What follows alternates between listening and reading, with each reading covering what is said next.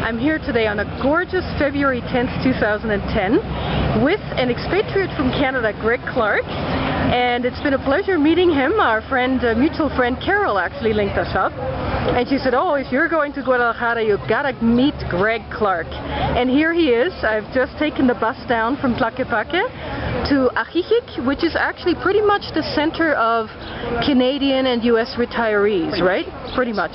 So how long have you been down here, Greg? I've been down, not permanently, but good portion of the year, since June of 2008.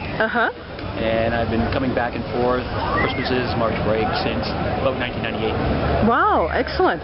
And how do you like it here? I wouldn't be any place else in the world. This is just a combination of all the things that I enjoy doing, a bunch of nice people, great restaurants to eat, relatively cheap cost of living, and it's just the weather is absolutely determining. So you love it here? Absolutely. I've run into somebody on the tour bus in Guadalajara, on the double-decker bus, a fellow from St. Louis or New Orleans or somewhere around there, and he, for an hour and a half, he told me about Lake Chapala and how much he loved it and all that.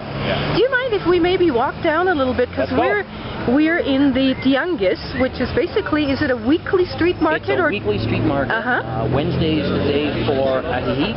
Okay. And, so I came on the right day. I didn't realize. You said you were in Chapala yesterday briefly. Yes. Chapala's is on Monday. Okay. And I believe Friday is Tlaquepaque, which is further along the highway west of here. Okay. And basically it's the same merchants in all three locations. Right. Cool. Now, tell me. Keep going. Yeah. Oh, somebody wants to pass? Yesterday got me. With the little smile face, but I don't change it on my shirt. Gracias. Thank you. Bye. Yeah, so tell me a little bit about the retirement lifestyle here in Ajijic.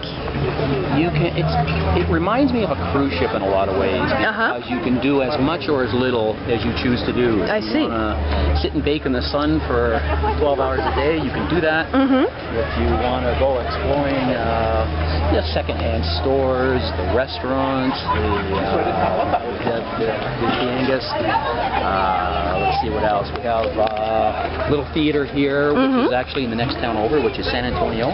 Is that the one where you're rehearsing right now? The one where we're rehearsing.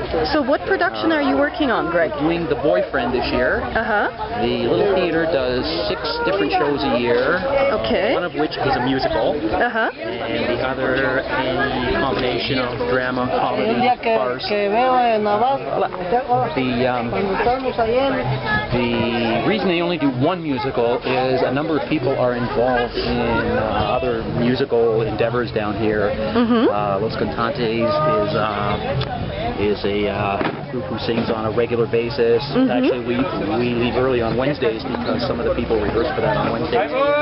There are there's a barbershop quartet that rehearses here and performs.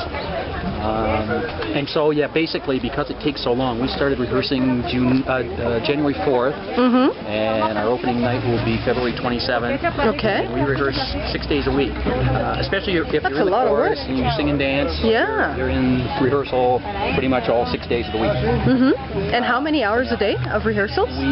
We're on stage warming up at 9:30, and it varies between 1 o'clock and 2 o'clock. So good 3, 4, 5 hours. Yeah. Depending on how much work needs to be done on set design, we may be shorter or longer. People have to come in, and if they're hammering and sawing and whatnot, these sets, then it just makes it awkward for us to be rehearsing. So yeah, we get off a little bit. So it sounds like you're involved in a lot of artistic endeavors while you're down here, performing arts. Poker I don't put in that category, but we have poker 3 or 4 times a week down here. Again, you can play as much or as little as you want. A little mini Hold'em tournament on Saturdays. Okay. And again, depending on rehearsals, I may or may not be able to make that, because at 1 in the afternoon on Saturday, that's when the game starts, and if you're not there, you don't play. So sometimes it works, sometimes not. Right. I wanted to ask you something also about the language. Do a lot of the Canadians and Americans that come down here, do they know Spanish? Do they learn Spanish? Is it up to you? Some in every category. Some will probably never learn any Spanish other than you know, good morning, good afternoon, that kind of thing. And they can perfectly survive here? Absolutely. Okay. Yes. Okay. The Mexican people, many of the store owners either speak some English or hire some people who have some English background because it's good for business. Sure. The expats are here.